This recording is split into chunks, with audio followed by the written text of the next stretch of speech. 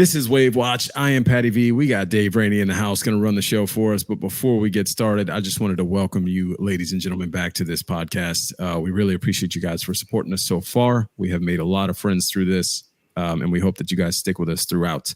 5-2. Tulane Green Wave are 5-2. We missed you guys last week. Obviously, we had some things going on. We weren't able to record, but we are back at it, ready to get after it. So I will turn it over to Dave Rainey. I know a lot of things have happened since we've last seen you. So we'll jump into some of the prior games, some of the upcoming game, like we talk about all the time, and then we'll do some lanyard up at the end.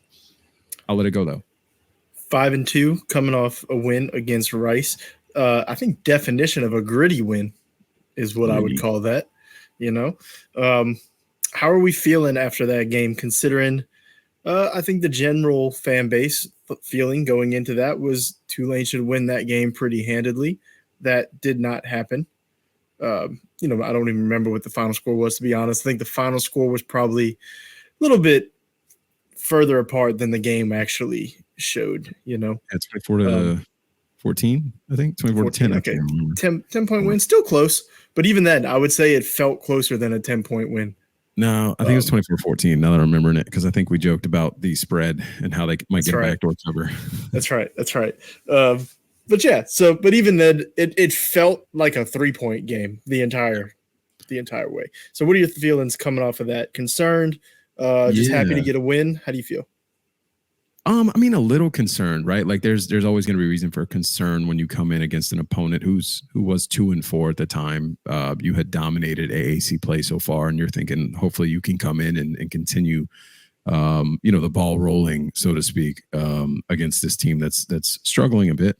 But the team was well coached. I mean, I mentioned to you before, Maddie Hudak had told me, and big shout out to Maddie Hudak for really having great intel all the time. She had told me going into the game, listen, this Rice team is a very well coached team. So definitely don't look past them. I had tweeted about it because of that, and I had looked into it a little bit more. So I was still surprised that it was so tight through the process. I think he learned a lot coming out of that game, and I think that Sumrall is the type of coach that's really going to right the ship. He's going to lean into some of those negatives, right? And he's going to try and turn things around. He's definitely on that Saban tree where he's going to take anything he can and use it to the best of his ability. But yeah. Yeah, and to your point, he said after the game, they are one of the best coach teams in the country. He also was not happy about how they played at all, right? He likes to say we don't complain about a win, but it wasn't a good I don't like saying it wasn't a good win because there's no such thing as a bad win, right? But just kind of there are some positive things to take away. Defense played fantastic. Mm-hmm. There were some moments in games previously. I think UL was really the last one. They didn't struggle at all against USF. Is that who we played USF, after UL? Yeah, UAP. That was whoever it was. That was complete dominance from defense and offense all around. But we did have a couple questions in the games before that, right, about the defense. This was a complete dominant performance by the defense. I don't remember how many turnovers they had. I think it was like 5. It was a ton. Yeah, I kept hearing 5, but I only remember 4 in the stat sheet I saw only said 4. Yeah, so they kept saying 5 too, and I didn't think it was 5. But regardless, 4 or 5 doesn't matter. Still a good showing from the defense altogether. And it was opportunistic turnovers, like they came at huge times. Mm-hmm. And the offense was a letdown for sure. You would expect more when you're not fully healthy because you lost Alex Bauman, but I'm on the Reggie Brown hype train starting at the beginning of the year. I think he's a perfectly fine tight end to fill in for him. You still have Makai. You have all your receivers. You would expect more to happen from the offense in that game. It didn't, but some self-inflicted wounds. Drop passes were a huge problem.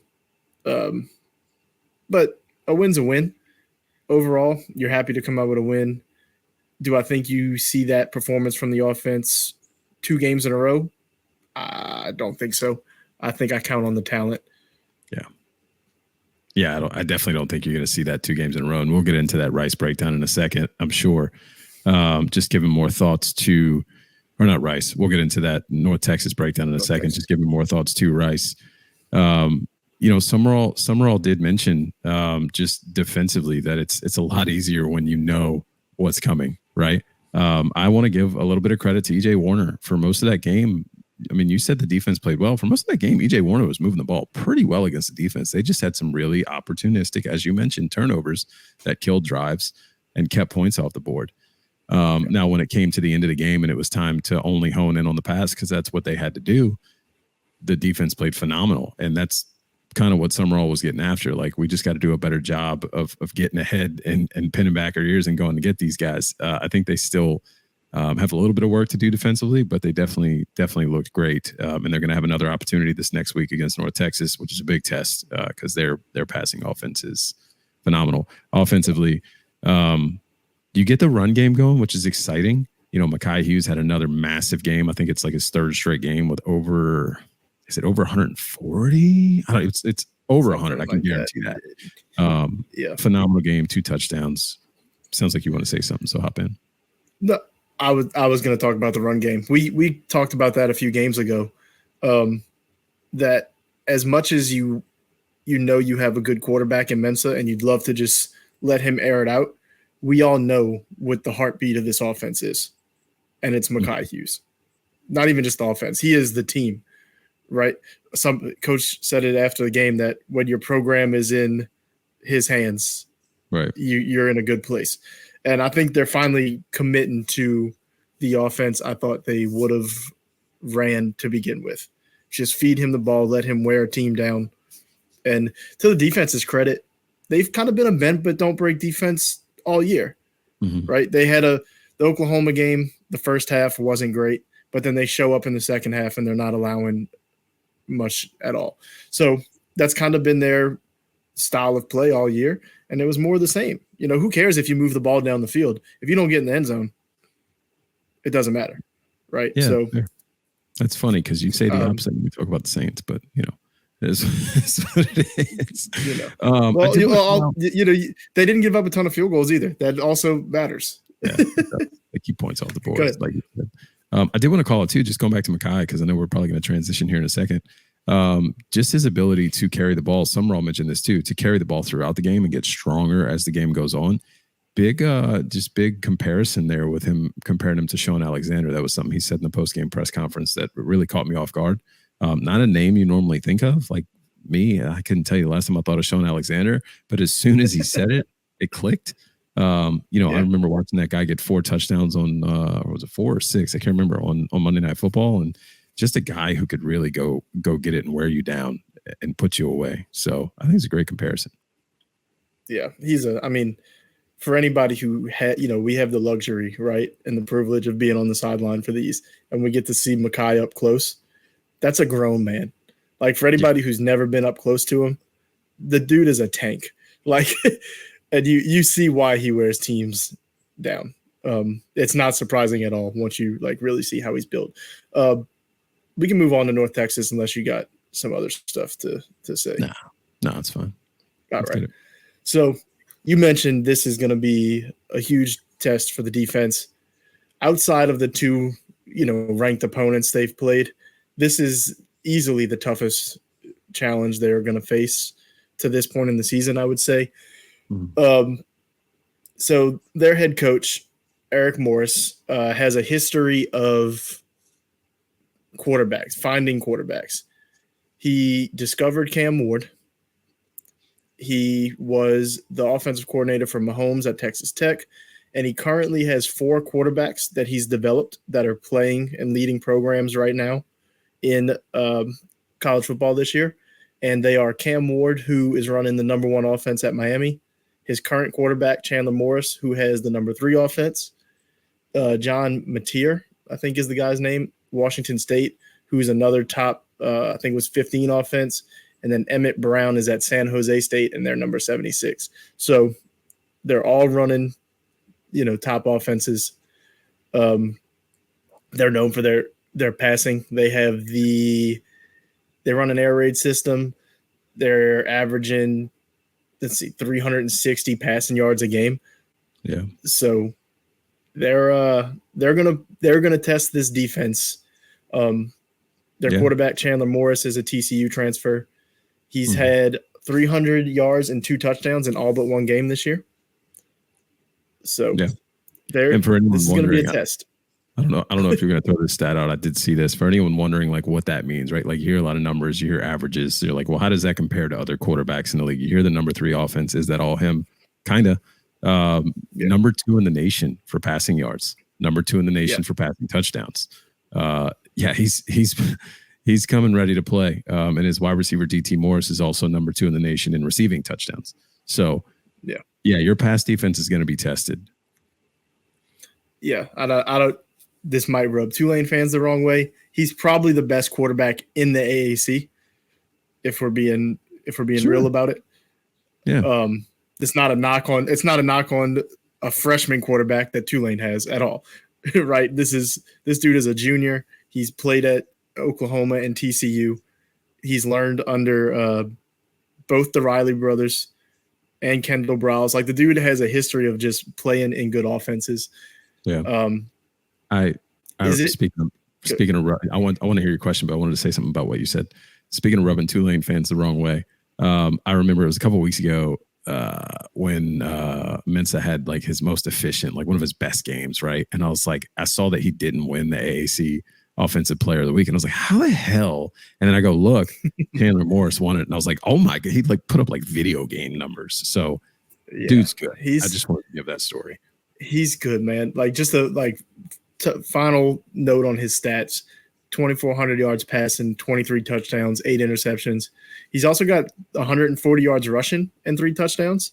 So I don't think he's really known as a dual threat, but seems to have some mobility to him. Now, their defense, not great. Not the best defense. So if you're like concerned that, hey, this team's going to put up a ton of points, they seem to just be getting in shootouts.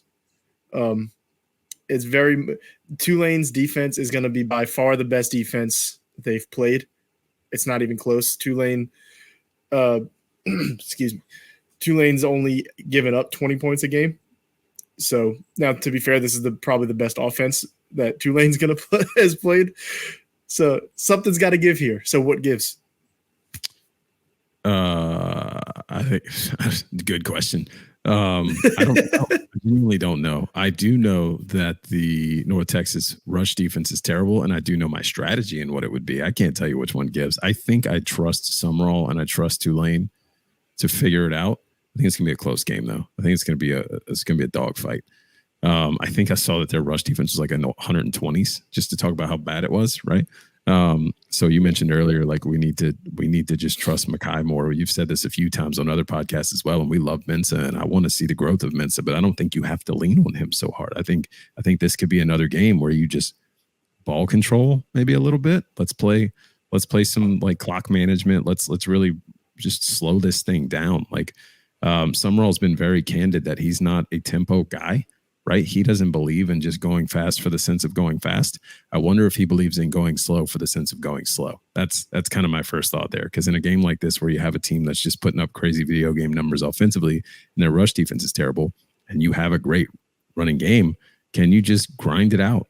Can you just make this thing ugly and just continue to chip away and score points and just make them match you by keeping their offense off the field? Right? Keep your defense fresh. Maybe it helps you a little bit. That's my thoughts as far as like how I would approach things. I don't know what gives though. I'm excited to watch.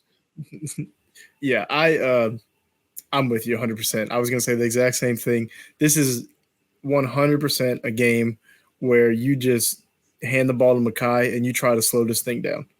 It's like we talk about how we always say cliches when we talk about keys to the game, right? This is another one. You want to keep their offense off the field and limit their possessions as much as you possibly can. And you do that by just giving Mekhi the ball. And actually this brings up something we noticed in the Rice game. We felt like Tulane was being dominated kind of. And then we look up time of possession and Tulane's controlling it handedly. Right. And if this game plays out similar to the Rice game, I think that's in Tulane's favor because like their offense is good, but like Tulane's offense is nothing to scoff at. They're averaging 43 points a game, I think is what it was. And Tulane's averaging 40. So, like, they're right there. Tulane's just perfectly balanced. It's like 200 yards passing, 200 yards rushing a game. So, their offense is nothing to scoff at. And they have the clear better defense. But it's a huge game, man. This is North Texas kind of flying under the radar, it seems like, in the AAC. They're right there. Yeah, both teams they just lost to playoff, like, implications based on this game. What were you saying? They just lost to who? I was just gonna say they just lost to Memphis in a shootout. But they're right there. It's behind Army, Navy, and then you got Tulane, Memphis, and North Texas, all right there battling for the same spot. Yeah. Yeah, I mean, you got to believe coming in, both teams think they have a good shot, right? I said college football playoff implication. I can't speak. Implications. Blah, blah, blah, blah. Maybe I should do some mouth work. Pause. Not just on a podcast. But no, I think that, more closely related to that, there's definitely some AAC championship implications, some divisional things. So yeah, it's a big game. I mean, you win this, you're in a good spot, especially if you're Tulane. You got Army and Navy in the future potentially. It's another good win under your belt. So yeah, and I'm sure North Texas is thinking the same thing. Yeah, absolutely. I mean, we don't have a ton much else to say about it. Like, this game is going to go one of two ways, I think. It's either just going to turn into – we talk about college football just being wacky. Like, you can have one of the best defenses in college football, but then all of a sudden it just goes out the window one week. And, like, I could see a world where this just turns into a shootout and Darian Mensah just torches them, right? Like, that's definitely a possibility. Or it's one of those games where it comes way under whatever the total is because they just made it ugly and it was a slugfest, right? You gotta call it. We need the defense to just be opportunistic again, get our offense a few more possessions, and I think Tulane can win. I really do. Yeah, I mean, I think Tulane can win as well. I don't even know. Do you know what the spread is on this thing? I know we talk about that occasionally. Not that this is a betting podcast. Let's see if I can pull it up real quick. We are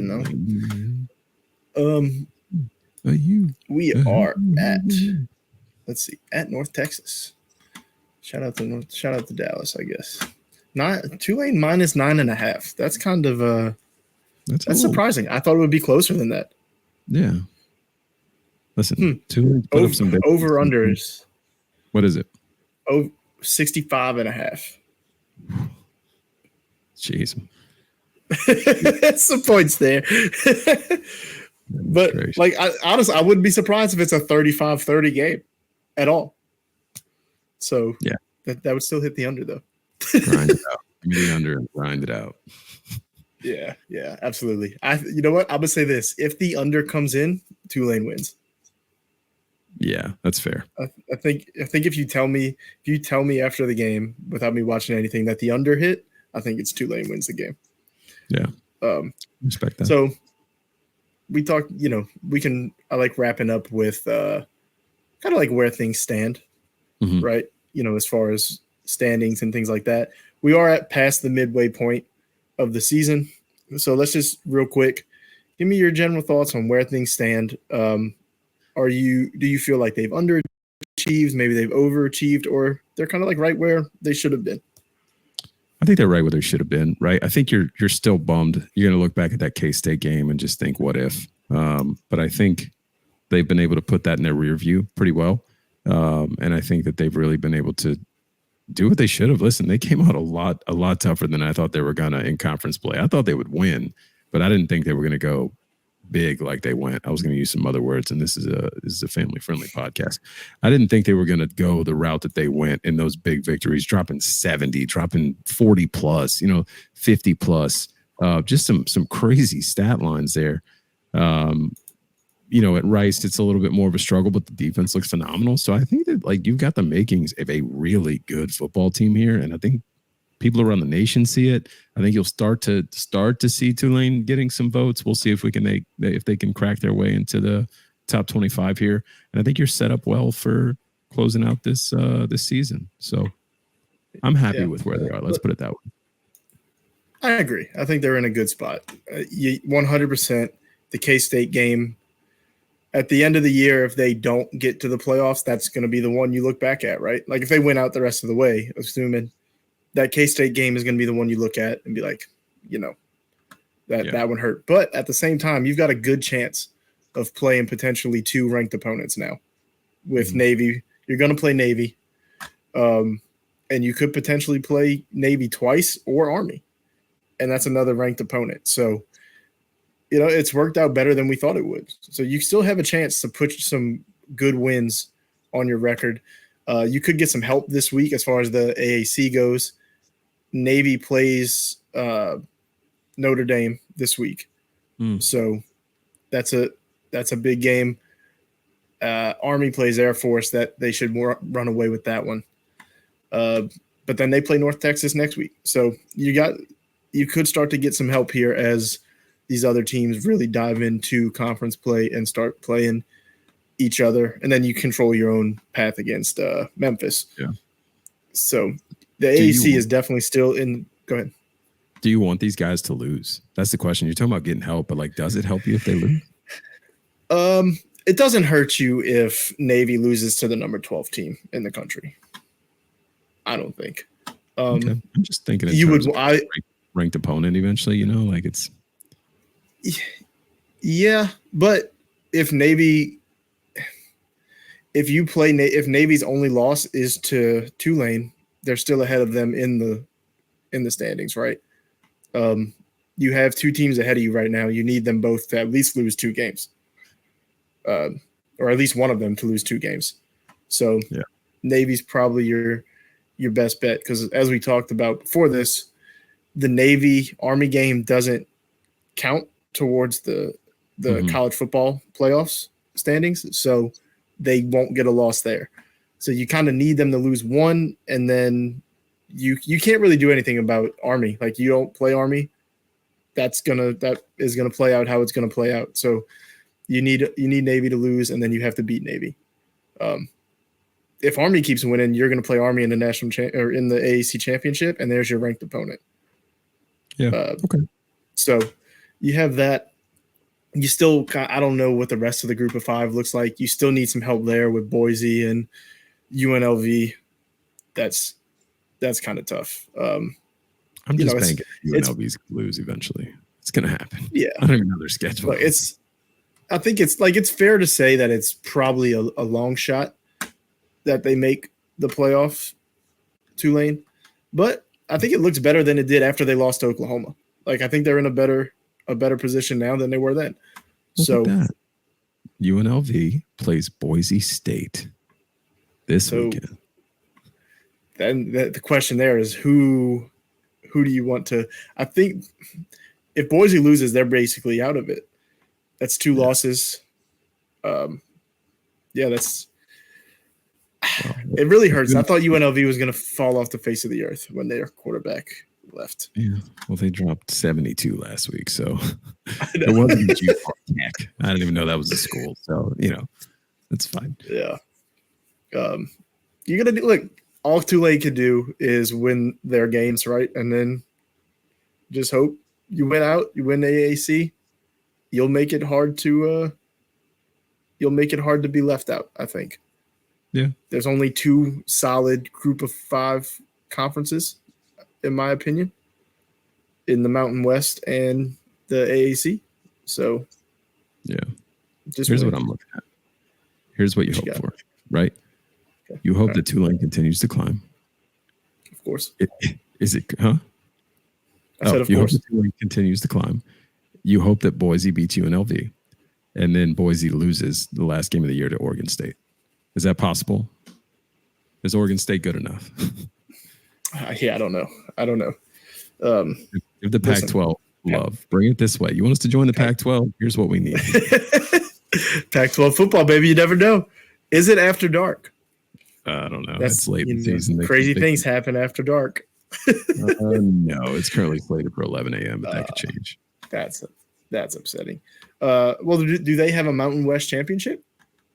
I'm sure they or do. they I just don't know if the declare a Mountain West winner? yeah, I don't know if the Mountain West has a chance, which is interesting. Like it's possible, but you would think the two teams that would be playing with it are playing each other this weekend with Nevada. I mean, not Nevada, with UNLV and Boise State. So can they play each other twice and then knock each other off? There's a. It'll be interesting to see how they decide who is the Group of 5 team. Like, do they just take the best record, or are they actually going to consider, like, Tulane almost beat K-State? Mm-hmm. You know, like, do they consider the losses? Right? Like, Yeah. if Navy wins against Notre Dame this weekend, like you're saying, maybe that helps Tulane, right? But then Tulane turns around and beats Navy, and they're the number 20 team in the nation. Like, just because they only have one loss, if Tulane wins through the rest of the season, a 2-loss Tulane team could be potentially higher than a 1-loss Navy team. Yeah. I mean, you could see it. It's interesting. I think that when it comes to these AP polls and stuff, I think there's a lot more that goes into it than people give credit for. I definitely think there's some bias. There's some conference bias. There's some just bias in general between like what's happening in social media. I think that these folks that vote, whoever it is the AP voters, it's a voters poll. It's the press. I think that they definitely have some sway based on things that they see. And listen, they live on Twitter. Let's be honest. Let's just be loud and proud on Twitter and make everybody see Tulane. I've seen jokes on Tulane about Oklahoma where it's like, can we start calling this an upset? How did Oklahoma beat Tulane? Like more of that. Put that on. Yeah, more of that. Right. And that was by some of these voters, man. I don't understand. Somebody voted Miami as the 16th best team in the country. Yeah. Like, that just tells me you're not watching. It was, you know what it was? It was after they beat Cal. I'm convinced he put his vote in at halftime when Miami was down 20 points and didn't know Miami won. Because it's like, how do you have them as the 16th best team in the country? But no, we know there's the SEC bias and all of that. Yeah. There's one guy, I can't remember his name, who just purposely will not put a Group of 5 team in his top 25. Just won't do it. Won't do it. It's yeah. Listen, man, maybe we had it right initially with the computer system. Maybe. Who knows? We gotta let's just let AI decide the 12. So ChatGPT, who were the best 12 teams in college football this year? Yeah. Well, I don't have anything else. We can close it out. I know you like to do your one thing you want to shout out or whatever. Yeah, we can finish with Lanyap. I don't know if I have anything off the top of my head right now, though. That's the thing. Do you have anything?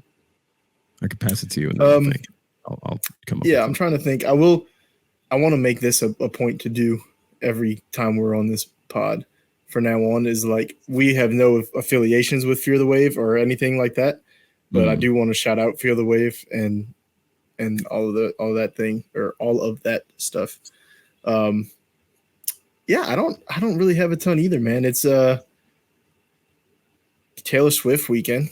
Talk about that. Shout out to everybody that's coming in town for Taylor Swift. You're probably not seeing this if you but listen, if you're going to Taylor Swift this weekend, enjoy it, have some fun. Halloween's a few days later. Stay safe for Halloween. Just have a good week in the city. Let's all live it up. Enjoy some college football. Go check out some Taylor Swift. There's a ton of Taylor Swift stuff going on around not just the city, on the North Shore, the South Shore, everywhere. So go have some fun this weekend. And yeah. Enjoy yourself. Make some memories. There's 2 thoughts I had based on things you said. I'm going to go with the first one because you just kind of went down the Taylor Swift rabbit hole, so I won't do that. I'm just going to continue to shout out. You said Fear the Wave. I'm going to continue to shout out anyone out there who is drawing attention to the Tulane Green Wave football team. For years, as a Tulane fan, there was no one doing it, man. No one was really talking about this team. Even still to this day, the local media, who I've met and I love, they're great people. You can tell when they report on the Green Wave that there is a little bit of like, this is the little step bro thing going on. Like they just don't treat the Wave with the respect that I would hope they do. They're starting to. And I think getting a coach like Summerall helps. But there's a lot of other content creators out there now, especially Fear the Wave, but I mean, rightfully so with them. But other ones as well that are just putting in work, man. And I see you guys, and I love a lot of your content. And I want you to know, for me at least, it's not a competition. I think, what do they say? A rising tide raises all boats, or how the hell that saying goes. But I believe in that. So keep doing what you're doing. I see you. That's it. I agree. I won't say any names or anything, but like we see people out there like one man show, working cameras, doing the content. Like I respect that. So shout out to everybody that's putting in work to cover this team. It's all there's no bad Tulane football content out there. So if you want it, it's out there. Yeah. Just keep looking. And if you're watching us, thank you. If you got time for more, go find more. It's out there. Definitely start with Fear the Wave. They shout out people all the time as well. And if you don't donate, go donate, subscribe, all that stuff. They got scoop that I don't have. So go check it out. Yep. That's all I got. Yeah. You know how we close this thing out, right? Roll. Wave.